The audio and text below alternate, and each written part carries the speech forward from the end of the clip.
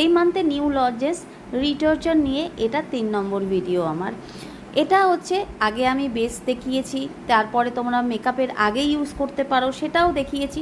এটা হচ্ছে মেকআপের পরে অ্যাজ এ হাইলাইটার হিসেবে তোমরা ইউজ করতে পারো। স্কিনটা দারুণ গ্লজি হবে, হাইলাইট করবে।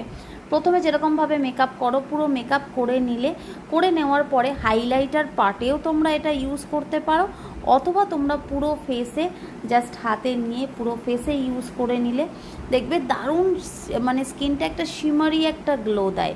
কিন্তু এটা কিন্তু কোনো রকম ওই অভ্র টাইপের নয় যে এখানে ওখানে লেগে থাকবে আর চকচক করবে। এটা একদম স্কিনের সাথে মিশে যায় এবং স্কিনটাকে গ্লো করে, যেটা সেলিব্রিটি লাইক স্কিন স্টোন আমি বলতে পারি। দারুণ একটা প্রোডাক্ট। আমি স্কিন হাইলাইট হিসাবেও করছি, তোমরা দেখে নাও। এটা জাস্ট হাইলাইট হিসাবে হাইলাইটেড পার্টগুলোতে আমি দিয়ে ইউজ করে দেখাচ্ছি। দারুণ প্রোডাক্ট, আমি বারবার বলবো। এই প্রোডাক্ট আমি নিজে ইউজ করেছি, অনেকবার ইউজ করে ফেলেছি এবং দারুণ আমি বেনিফিট পেয়েছি।